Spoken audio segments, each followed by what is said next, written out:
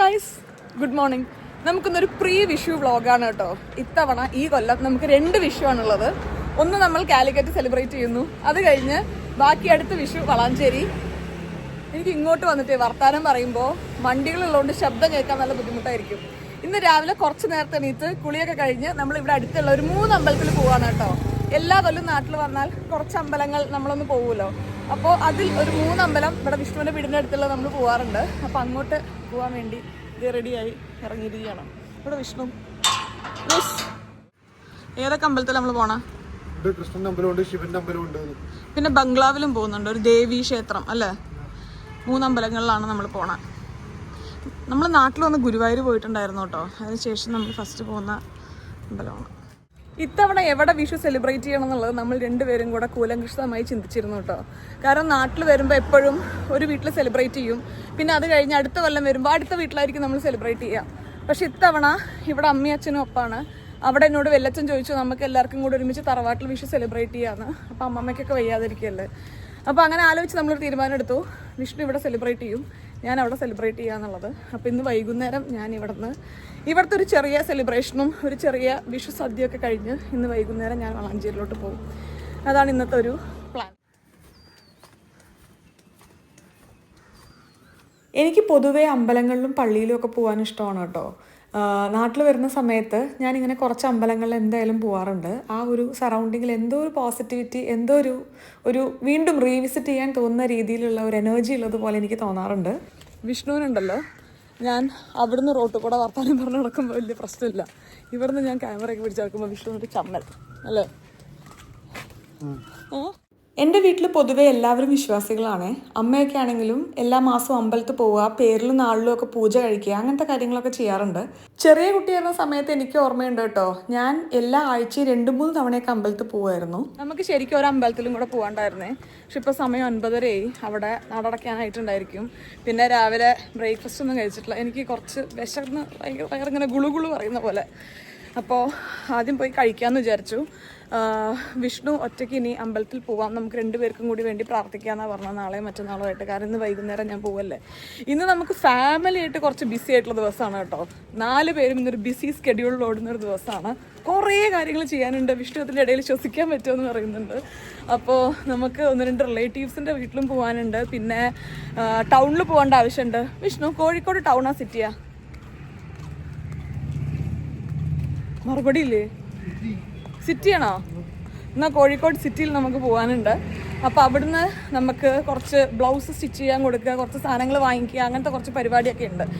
എന്നിട്ട് ഒരു 6 മണിയാകുമ്പോൾ ഞാൻ ഇവിടുന്ന് പാക്ക് ചെയ്ത് ഞാൻ വളാഞ്ചേരിയിലോട്ട് പോകും. അതാണ് ഇന്നത്തെ പ്ലാൻ.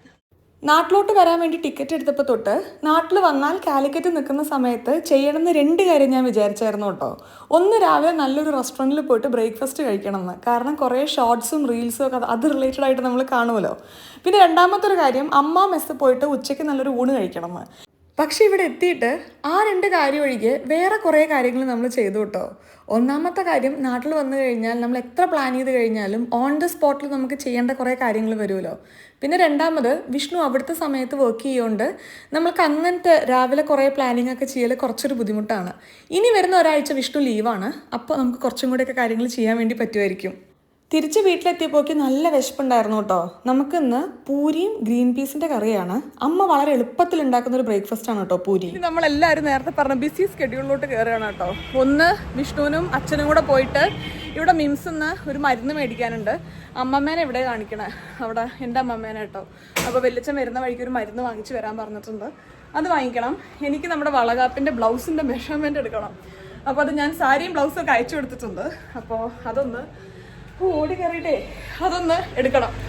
പിന്നെ എനിക്കൊരു വീഡിയോ എഡിറ്റ് ചെയ്യാനും കൂടെ ഉണ്ട്. ഇതെല്ലാം കൂടി 1/2 മണിക്കൂറിൽ തീർത്ത് നമുക്ക് അടുത്ത പരിപാടിയിലോട്ട് കിടക്കണം. വീട്ടിൽ നിന്ന് ഒരു 5 മിനിറ്റ് ദൂരമാട്ടോ മിംസിലോട്ടുള്ളൂ. അപ്പോൾ അച്ഛനും വിഷ്ണുവും കൂടെ മരുന്ന് വാങ്ങിക്കാൻ വേണ്ടി മിംസിൽ പോവുകയാണ്. എനിക്ക് നമ്മുടെ ബ്ലൗസിൻ്റെ മെഷർമെൻറ്റ്സ് ഒന്ന് എടുക്കണം. ഞാൻ ഓൾറെഡി സാരിയും ബ്ലൗസും അയച്ചു കൊടുത്തിട്ടുണ്ടായിരുന്നു. പിന്നെ നമ്മൾ മെഷർമെൻറ്റ്സ് എടുക്കുന്നത് വാട്സാപ്പിൽ വീഡിയോ കോൾ വഴിയാണ് കേട്ടോ. അപ്പോൾ കംപ്ലീറ്റ് അവർ നമുക്ക് പറഞ്ഞു തരുന്നുണ്ട് ഓരോ മെഷർമെൻറ്റ്സും എങ്ങനെ വേണം എടുക്കാൻ എന്നുള്ളതൊക്കെ. പിന്നെ ഒരാളും കൂടെ ഒപ്പമുള്ളത് നല്ലതായിരിക്കും എന്ന് വിചാരിച്ചിട്ടാണ് അമ്മ എനിക്ക് മെഷർമെൻറ്റ്സ് എടുത്തരാമെന്ന് പറഞ്ഞത്. എന്തായാലും മെഷർമെൻറ്റ്സ് ഒക്കെ എടുത്ത് അയച്ചു. ഇനി നമുക്ക് ഒരാഴ്ചയിൽ ബ്ലൗസ് കിട്ടുമായിരിക്കും. വെയിറ്റ് ഗെയിൻ ചെയ്യാനുള്ള അധികം പ്രഗ്നൻ്റ് ആയതിനു ശേഷം എന്നുള്ള ഒരു കംപ്ലയിൻറ്റ് ഉണ്ടായിരുന്നു കേട്ടോ എല്ലാവരും പറയുന്നത്. എനിക്ക് അറിഞ്ഞൂടെ എന്താന്ന്. ഞാൻ അത്യാവശ്യം ഫുഡ് നന്നായി കഴിക്കുന്നുണ്ട്, പക്ഷെ അധികം അങ്ങോട്ട് വെയിറ്റ് കൂടുന്നുണ്ടായിരുന്നില്ല. എന്നിട്ട് ഞാൻ മിഡ് വൈഫിൻ്റെ അടുത്തൊക്കെ ചോദിച്ചായിരുന്നു നമ്മൾ വെയിറ്റ് ഗെയിൻ ചെയ്യാത്ത ഓക്കെ ആണോ എന്ന്.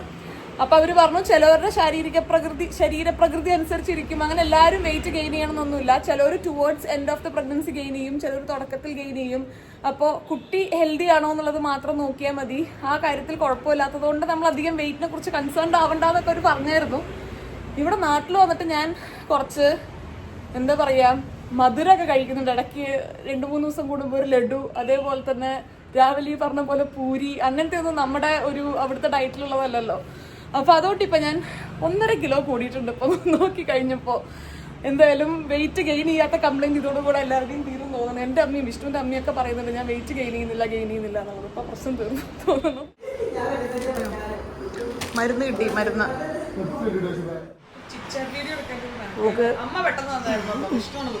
ഇല്ല, എനിക്കും തിരക്കുണ്ട്.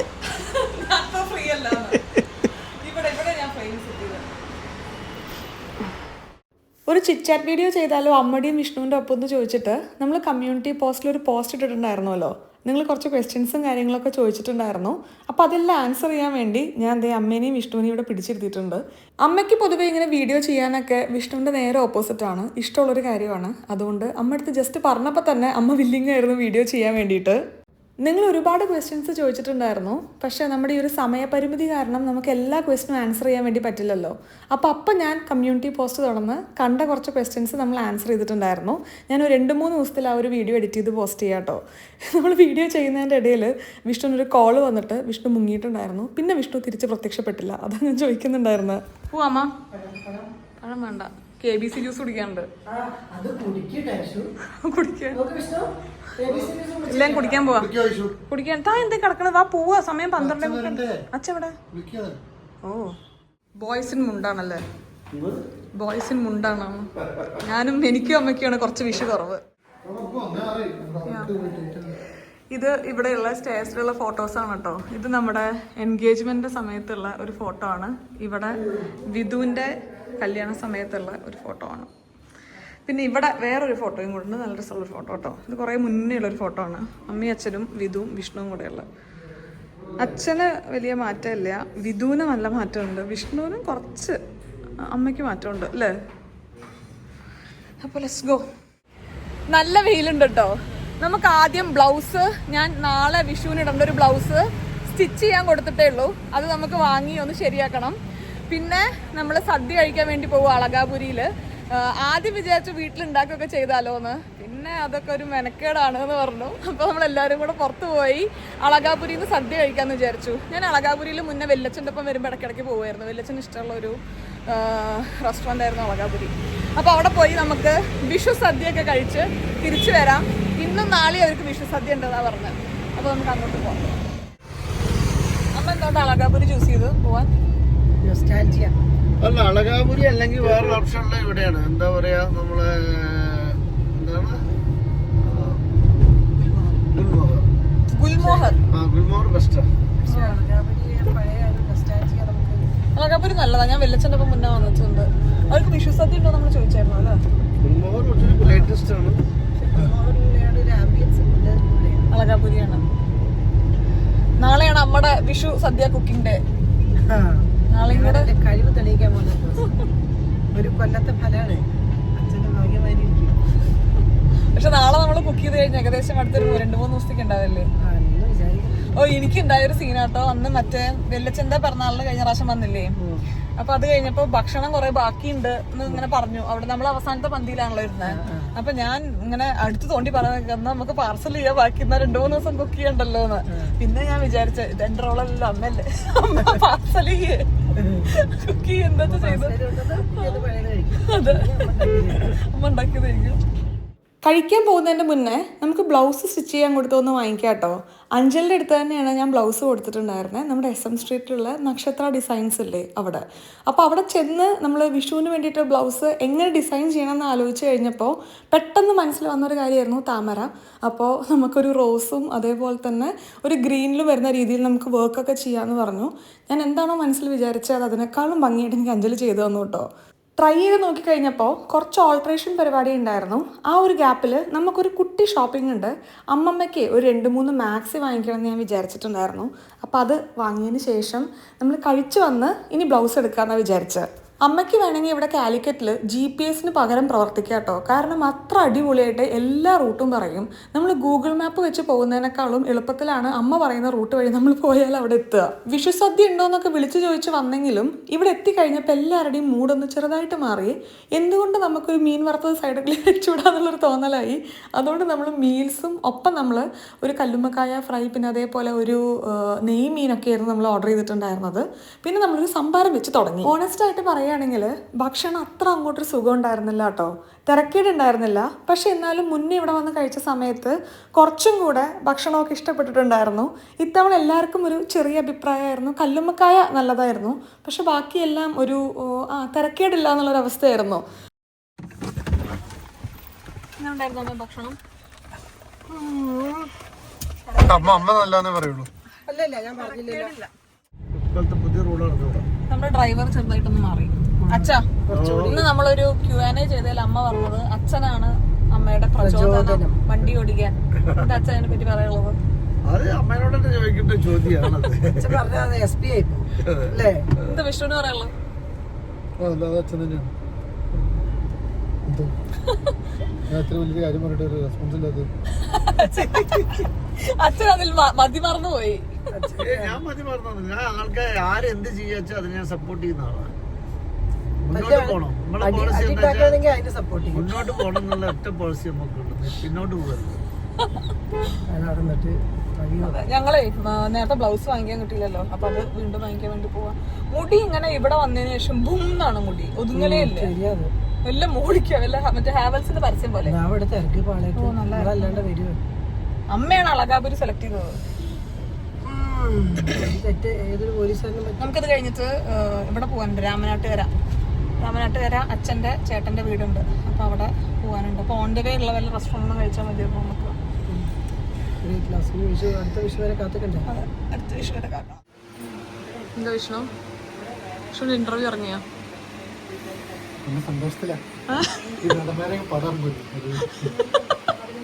പോകുന്ന വഴിക്ക് നമ്മൾ നേരത്തെ വാങ്ങാൻ വെച്ച ബ്ലൗസ് ഇല്ലേ, അതും കൂടെ വാങ്ങിയിട്ട് പോകാമെന്ന് വിചാരിച്ചു. ഇപ്പം ഇട്ട് നോക്കിയപ്പോൾ എല്ലാം പെർഫെക്റ്റ് ആണ് കേട്ടോ. എനിക്ക് ആ ബാക്കിൽ ചെയ്ത ഡിസൈനും പിന്നെ കൈയിൻ്റെ മുള്ള താമര എനിക്ക് ഭയങ്കര ഇഷ്ടപ്പെട്ടിട്ടുണ്ടായിരുന്നു. എന്തായാലും നിങ്ങൾ ഇതിൻ്റെ പിക്ചേഴ്സ് ഓൾറെഡി കണ്ടിട്ടുണ്ടായിരിക്കും. കാരണം നമ്മൾ വിഷുവിന് ഈ ഒരു ബ്ലൗസാണ് ഇട്ടിട്ടുണ്ടായിരുന്നത്. നമ്മൾ മനസ്സിൽ ഒട്ടും വിചാരിക്കാത്ത കാര്യങ്ങളൊക്കെ ചിലപ്പോൾ നമുക്ക് കമൻ്റായിട്ട് വരുമല്ലോ. അങ്ങനെ വന്നൊരു കമൻ്റായിരുന്നു, ഞാൻ എന്താണ് എപ്പോഴും ഫ്രണ്ട് സീറ്റിലിരിക്കുന്നത്, ബാക്കിലാണല്ലോ വിഷ്ണു ഇരിക്കുന്നത് എന്നുള്ളത്. ഇത് നമ്മൾ ആരും ഒട്ടും ചിന്തിക്കാത്തൊരു കാര്യം തന്നെയാണ്. നാട്ടിൽ വന്നതിന് ശേഷം എല്ലാവരും പറഞ്ഞു ഫ്രണ്ട് സീറ്റിൽ കയറാൻ. കാരണം കുറച്ച് വയറും ഒക്കെ ആവുമ്പോൾ ഫ്രണ്ട് സീറ്റിലായിരിക്കും കൂടുതൽ കംഫർട്ടബിളായിട്ട് ഇരിക്കാൻ പറ്റുക എന്നാണ് എല്ലാവരുടെയും അഭിപ്രായം. അതിൻ്റെ ഭാഗമായിട്ടാണ് ഞാൻ ഫ്രണ്ട് സീറ്റിലിരിക്കുന്നത്. നമ്മൾ എവിടെ ഇരിക്കുന്നു എന്നുള്ളതൊന്നും വലിയൊരു കാര്യമൊന്നും അല്ലല്ലോ, നമുക്ക് എത്തേണ്ട സ്ഥലത്ത് എത്തിയാൽ പോരെ. നമ്മൾ അച്ഛൻ്റെ ചേട്ടൻ്റെ വീട്ടിലോട്ട് വന്നതാണ് രാമനാട്ടുകര. ഇവിടെ ചക്കയും മാങ്ങയും തേങ്ങയും ഒക്കെയുള്ള നല്ല ഭംഗിയുള്ളൊരു സ്ഥലമാണ് കേട്ടോ.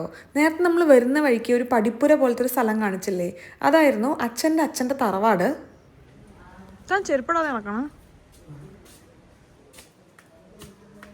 ഇഷ്ടപ്പെട്ടോ? ഇഷ്ടപ്പെട്ട ഞാൻ വിലക്ക് വാങ്ങാൻ വന്നോന്നല്ലോ. ഐഷു ഇഷ്ടപ്പെട്ടോ?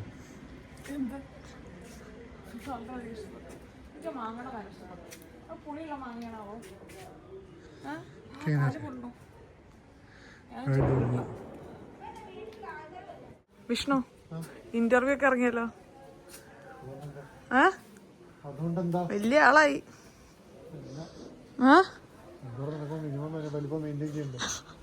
കണ്ടോ ഇന്റർവ്യൂ? കണ്ടിട്ടില്ലേ? പുറത്തായിരുന്നു അത്. അല്ല പിന്നെ അല്ലേ ഇത്ര കണ്ട ഇന്റർവ്യൂ. വിഷ്ണു അടുത്ത ഇന്റർവ്യൂ എടുക്കും അല്ലേ?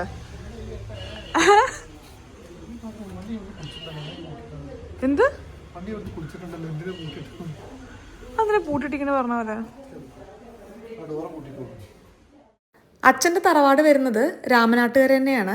അച്ചാച്ചൻ്റെ വീടല്ലാതെ അച്ഛൻ്റെ തറവാടും ഈ വീടിൻ്റെ തൊട്ട് ബാക്കിലാണ് കേട്ടോ. അപ്പോൾ അവരിവിടെ വന്നിട്ട് വെക്കേഷൻ സമയത്ത് നിൽക്കലും കുറേ കളിക്കലും കസിൻസിൻ്റെ ഒപ്പമുള്ള കുറേ ടൈമും വെക്കേഷൻ ടൈമും ഒക്കെ ഞാൻ ഈ പറയുന്നത് പോലെ തന്നെ വിഷ്ണുവിന് ഭയങ്കര നൊസ്റ്റാൾജിയുള്ളൊരു സ്ഥലമാണിത്. രാജ്യമായി സ്പെഷ്യലായിട്ട് ചക്കയപ്പം ഉണ്ടാക്കിയിട്ടുണ്ട് കേട്ടോ. നാട്ടിൽ വരുമ്പോൾ ചക്കയും മാങ്ങയൊക്കെ കഴിക്കണം എന്ന് എല്ലാ തവണയും നമുക്ക് എല്ലാവർക്കും തോന്നുന്ന പോലെ എനിക്കും തോന്നാറുണ്ട്. ഇത്തവണ ഏപ്രിൽ സമയത്ത് വന്നതുകൊണ്ടേ ഈ ചക്കയും മാങ്ങയൊക്കെ നല്ലോണം ഉണ്ടാകുന്ന സമയമാണല്ലോ. അതുകൊണ്ട് ഇഷ്ടം പോലെ തവണ ചക്കയും മാങ്ങയൊക്കെ കഴിച്ചു.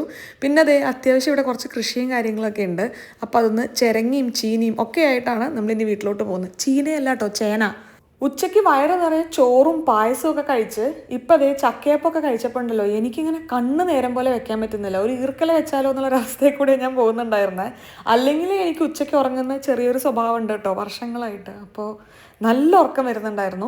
പോകുന്ന വഴിക്ക് കുറച്ച് പൂവ് വാങ്ങിക്കാമെന്ന് വിചാരിച്ചു. ഒന്ന് നമുക്ക് കണി വെക്കുമ്പോൾ അതിൽ കൃഷ്ണനെ നമുക്ക് ചാർത്താൻ വേണ്ടിയിട്ടും പിന്നെ അതേപോലെ ഒരു 2 മുഴം മുല്ലപ്പൂ നമുക്ക് തലയിലൊക്കെ വെക്കാൻ വേണ്ടിയിട്ടും വാങ്ങിക്കാമെന്ന് വിചാരിച്ചു. തിരിച്ച് വീട്ടിലെത്തിയപ്പോഴേ നമ്മൾ വിചാരിച്ചതിനേക്കാളും ഒരുപാട് ലേറ്റ് ആയിട്ടുണ്ടായിരുന്നു കേട്ടോ. പിന്നെ എനിക്ക് വന്നപ്പോഴൊക്കെ ഞാൻ അത്യാവശ്യം നല്ല ടയർഡായിരുന്നു. ഇന്ന് ഏകദേശം മൊത്തം ദിവസം നമ്മൾ പുറത്തായതുകൊണ്ടേ ചൂടും എല്ലാം കാരണം നല്ല ക്ഷീണം ഉണ്ടായിരുന്നു.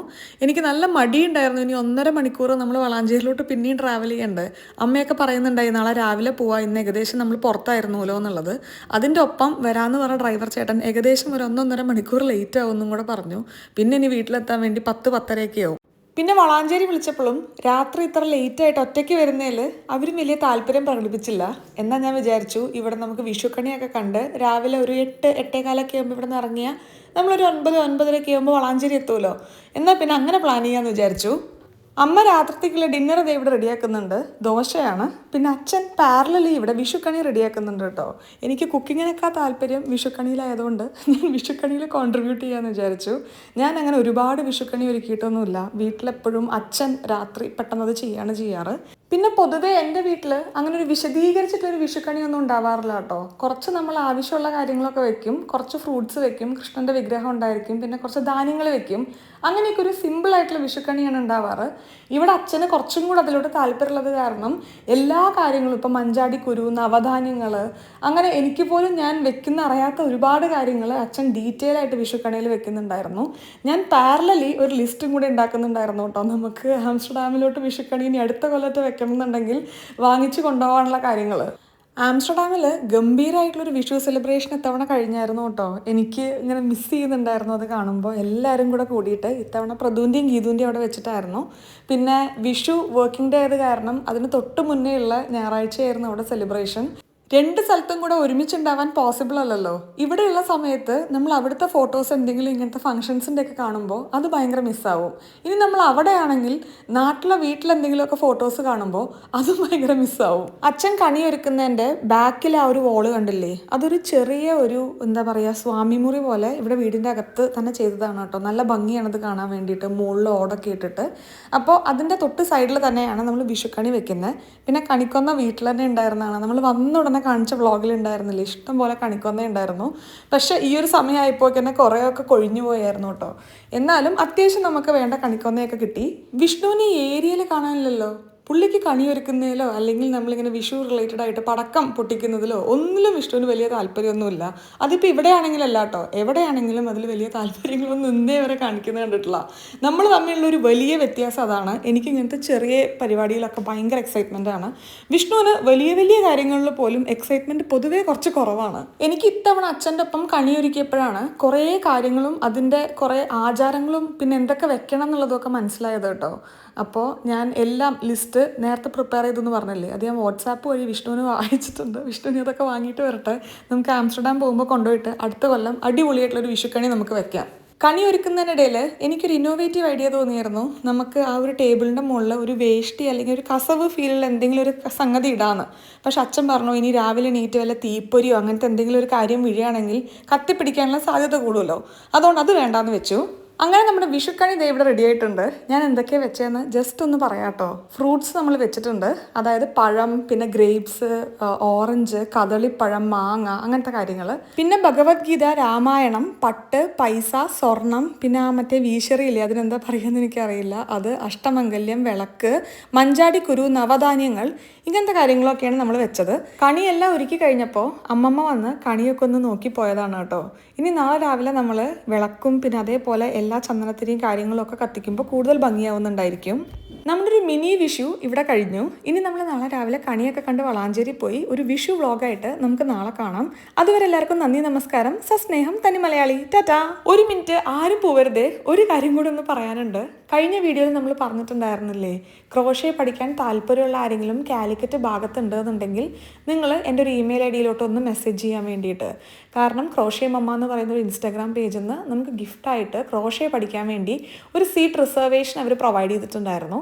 ഇപ്പോൾ എനിക്കും എൻ്റെ ഫ്രണ്ട്സിനൊന്നും പോകാൻ പറ്റാത്തൊരു സിറ്റുവേഷൻ ആയത് കാരണം തൽക്കാലം ആ സീറ്റ് നമ്മൾ ചുമ്മാ അങ്ങോട്ട് വേണ്ടാന്ന് വെക്കാതെ നമ്മുടെ വീഡിയോ കാണുന്ന വ്യൂവേഴ്സിന് ആർക്കെങ്കിലും ഹെൽപ്ഫുൾ ആണെങ്കിൽ അത് നമ്മുടെ ഒരു വ്യൂവർക്ക് തന്നെ ഗിഫ്റ്റായിട്ട് കൊടുക്കുക എന്നുള്ള രീതിയിൽ നമ്മൾ കഴിഞ്ഞ വീഡിയോയിൽ പറഞ്ഞിട്ടുണ്ടായിരുന്നില്ലേ.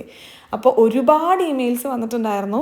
വളരെയധികം ബുദ്ധിമുട്ടായിരുന്നു അതൊന്നും ഒരാളെ കണ്ടെത്താൻ വേണ്ടിയിട്ട്. പക്ഷേ എന്നാലും നമ്മളിത് റിസ എന്ന് പറയുന്ന ഈ ഒരു ഇമെയിൽ ഐ ഡി ഉള്ള ഒരാളെയാണ് നമ്മൾ സെലക്ട് ചെയ്തിട്ടുള്ളത്. സെലക്ഷൻ പ്രോസസ്സ് അങ്ങനെയൊന്നും ഇല്ല കേട്ടോ. മെയിൽ വായിച്ചു കഴിഞ്ഞപ്പോൾ വളരെയധികം ജെനുവിൻ ആയിട്ടുള്ളൊരു മെയിലായിട്ട് ഫീൽ ചെയ്തു. അവർക്ക് കുറച്ച് ക്രോഷയും കാര്യങ്ങളൊക്കെ ഓൾറെഡി അറിയാം. ഇങ്ങനെ ഹാൻഡ് മെയ്ഡ് പരിപാടികളിലൊക്കെ താല്പര്യമുള്ള ഒരാളാണ്. അപ്പോൾ മെയിലെല്ലാം വായിച്ചു കഴിഞ്ഞപ്പോൾ റിസ വളരെയധികം ഡിസേർവിംഗ് ആയിട്ടുള്ള ഒരാളാണെന്ന് ഫീൽ ചെയ്തു. അപ്പോൾ റിസ ദയവ് ചെയ്ത് മെയിലൊന്ന് ചെക്ക് ചെയ്യുക, ഒന്ന് റെസ്പോണ്ട് ചെയ്യുക. ബാക്കി ഡീറ്റെയിൽസും കാര്യങ്ങളും ഞാൻ മെയിൽ വഴി തന്നെ അയച്ചു തരുന്നതാണ്. അപ്പോൾ അത്രയേ ഉള്ളൂ. അടുത്ത നമുക്ക് വിഷു വ്ളോഗിൽ കാണാം. അതുവരെ എല്ലാവർക്കും നന്ദി, നമസ്കാരം. സസ്നേഹം, തനി മലയാളി. ടാറ്റാ. അപ്പോൾ നമുക്ക് നാളെ തന്നെ കാണാം കേട്ടോ.